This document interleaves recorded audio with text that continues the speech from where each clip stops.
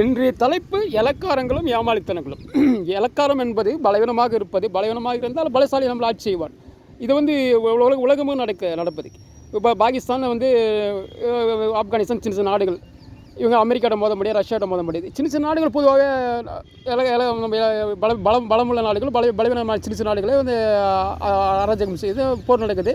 நிறைய இடங்கள் நம்ம பார்த்துருப்போம். ரஷ்யா பற்றி உக்ரைனை போட்டு ஒரு வழி பண்ணது, இதெல்லாம் தெரிஞ்ச விஷயம். அதே போல் தான் ஊரளவு எடுத்தினா உலக அளவு எடுத்தினாலும் உடல் பருவனாக இருப்போம், மெலிசாக இருப்போம், போட்டு அடிக்கிறான். நிறைய இடங்களில் அதிக ஆள் பலம் குறைவாக இருக்குன்னு அடிக்கிறான். 10 பேர் வந்து 10 பேர்ட்ட மோத மாட்டான், 10 பேர் இருக்கும் 5 பேர்ட்ட மோதுறான், 2 பேர்ட்ட மோதுறான். இது வந்து சகஜ இலக்காரம். ஏமாளித்தனம் என்பது அது வேறு. ஏமாளித்தனம் என்பது என்னவென்றால், அதாவது நம்ம பலசாலியாக இருந்தால் கூட நம்ம பிரிந்து கிடந்தால், பலவீனமாக இருந்தால் அது பலவீனம். அப்போ வந்து பலம் கொஞ்சம் குறைஞ்சால் கூட நம்ம நம்மளோட பலம் குறைஞ்சால் நம்மளை ஆட்சி செய்துட்டு போய்ட்டோம், அத்துமீறல் செய்து அராஜகம் பண்ணி புதாக செய்து விட்டு போவான் என்பது இது. எப்படின்னா, ஒரு பக்கத்து ஊருக்காரன்னு வச்சுக்கலாம், வந்து நம்ம ஊரில் வந்து ஊடு வந்து அடிக்கிறான் ஒரு வீட்டில்.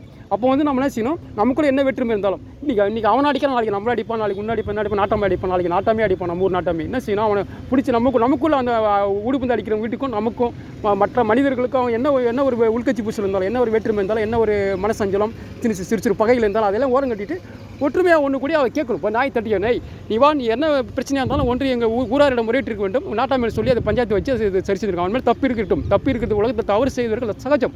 தவறு செய்த உலகத்தை யாரும் இல்லை. அதுக்காக நீ ஊடி போந்து உங்கள் சட்டத்தை கையில் அடிக்கலாமா, அராஜகத்தின் கையில் அடிக்கலாமா? என் ஊராரிடம் முறையிட்டு அதற்கான ஆயத்தை நாங்கள் உங்களுக்கு அதற்கான சொல்லுவோம். நாய் தேங்கத்தை சொல்கிறதுக்கு எங்கள் மேலே நம்பிக்கை இல்லைன்றா நீ போலீஸ் ஸ்டேஷனுக்கு போய் அங்கே முறையிட்டு இருக்கணும். இப்போ சட்டப்படி நடந்துருக்கணும். அதை விட்டுட்டு நீ எப்படி ஊடு வந்து அடிக்கலாம்? உங்கள் ஊரில் நாங்கள் ஊடு வந்து அடித்தாலும் ஏற்றுக்கொள்வீர்களா? விடுவீர்களா? உங்கள் ஊர் அராஜகமான ஊர், உங்கள் ஊர் எங்கள் ஊரோட சின்ன ஊர் தான். அப்படி இருக்கும்போது எங்கள் ஊர் பெரிய ஊர், எங்களை வந்து நீ ஊடு வந்து நியாயமாக இருந்தாலும், உன் பக்கம் நியாயம் இருந்தாலும் அதற்கு முறையான நடவடிக்கை எடுக்கணும், இப்படிதா என்று அவனை சட்டப்படி கேட்கும்போது தான் அவனுக்கு நெஞ்சில் போய் இருக்கும். அடிக்கணும்.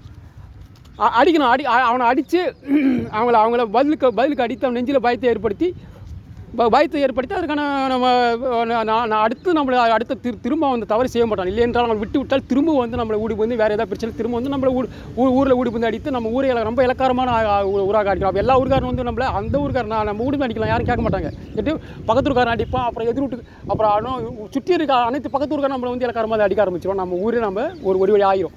அப்போ வந்து நம்ம ஊர் வந்து பெரிய ஊர், அவனோட பெரிய ஊர் வந்தாலும் பிரிந்து கிடக்கிறோம் என்பதை அவன் தெரிந்து கொண்டு இவர் பலவீனமாக இருக்கிறார்கள். இது என்ன, இவர்கள் என்ன பிரிந்து கிடப்பதால் பலவீனம் ஊர் 2 பட்டு கிடக்குது, அப்போ நம்ம ஈஸியாக அடிக்கலான்ற ஒரு அவன் நினைப்பு. ஆக பலமாக இருந்தாலும் பிரிந்து கிடப்பதால் பலவீனம். இப்போ உதாரணத்துக்கு 5 பேர் அண்ணன் தம்பின்னு வச்சுக்கலாம். பிரிந்து கிடந்தா என்ன செய்வான், பக்கத்துக்காரன் 2 பேர் தான் இருக்கான், ஒரு 2 பேர் 3 பேர் தான் அடிப்பான். வந்து நம்மளை வந்து நாயம் மேலே வந்து தைரியம் நெஞ்சில் தைரியம் அதிகமாக்கி கொண்டு வந்து அடிப்பான். அதை பிரிந்து கிடைக்கிறார்கள். ஒரு காளை மாடு எடுத்துங்க, 4 காளை மாடுகளை 1ஆம் வகுப்பு படிச்சுருப்போம். 4 காளை மாடுகள் வந்து ஒன்றாக வந்து அவனை சிங்கத்தை மோத வந்தப்போ கொம்புக்கு பதில் சொல்ல முடியாது, பயந்து ஓடியது. 4 சிங்கம் விட்டு பயந்து ஓடியது, சிங்கம் ஒன்றும் செய்ய முடியலை. 4 காளைகள் ஒற்றுமையாக இருந்தது, பலம் அதிகமாக இருந்தது. ஆனால் 4 காளை மாடு பிரிந்து விட்டன, பலம் குறைந்து விட்டது. ஒன்றாக சாப்பிட்டு போட்டு போயிது சிங்கம் மோதி, சிங்கம் ஜெயித்து விட்டது. ஆக பிரித்தாலும் சூழ்ச்சி. பிரிட்டிஷ்காரன் வந்தால் 200 காலம் ஆட்சி செய்து போட்டு அடிமைப்படுத்துகிறான். நம்ம மண்ணில் வந்து நம்மளே அடிமைப்படுத்தி ஜெயிலில் பிடிச்சி பார்த்தாலும் தூக்கையில் மாட்டினான், பல பேரை கொன்றான். நம்ம மண்ணில் அது அத்துமீறல் அராஜகம் செய்தான். அராஜகம் சாதாரண ஆரம்பிச்சில் அத்துமீறல் அராஜகம், அடிமைத்தனம், கொத்தடிமை செய்தான்.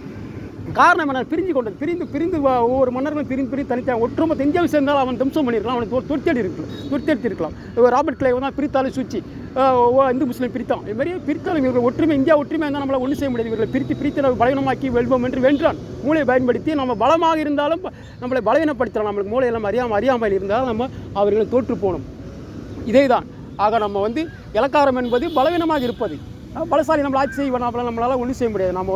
நம்ம 2 பேர் இருக்கணும் வச்சுக்கோங்க, அண்ணன் தம்பி.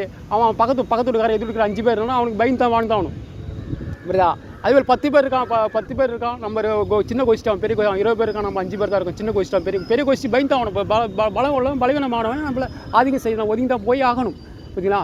அப்போ இது வந்து இது வந்து இலக்காரம் வந்து உலகமெங்கும் நடக்குது, புரியுங்களா? நம்ம இந்தியா போய் ரஷ்யாட்ட மோத முடியாது, இவன்ட்ட அமெரிக்கா கிட்ட மோத முடியாது. அவங்களுக்கு நம்ம வளைஞ்சி குடிஞ்சு மூளை யூஸ் பண்ணி, சாணிக்கன் மூளை யூஸ் பண்ணி நம்ம வளைஞ்சி கொடுத்து பயந்து தான் போய் அப்போ தான் வளர முடியும். இது இலக்காரம். ஆனால் ஏமாளித்தனம் என்பது பலமாக இருந்தாலும் நம்ம பிரிந்து கிடந்தால், நம்ம பலத்தை உணர நம்மளை பிரிந்து கிடந்தால் நம்ம பலவீனமாவோம் என்ற ஒரு அறியாமை. படிப்பறிவு இருக்கிறவங்களும் சில நேரத்தில் அறியாமல் இருக்காங்க. ஆனால் படிப்பறிவு உள்ளவங்க கூட அறிவாக இருந்து ஒற்றுமையாக இருந்து வெல்கிறார்கள். இதுதான் இங்கே நான் சொல்லுகின்ற பதிவு இது எங்கள் வாழ்க்கையில் நடந்து இருக்குது. அதை தான் இங்கே நான் பதிவு செய்கிறேன். இனிமேல் ஏமாளித்தனமாக எல்லாம் இருக்கு. பலமாக இருந்தாலும் ஏமாளித்தனமாக இருந்தால் நம்ம பலவீனமாகி விடுவோம், எதிரி வென்று விடுவான் என்பதே என்னுடைய பதிவு. தேங்க்யூ.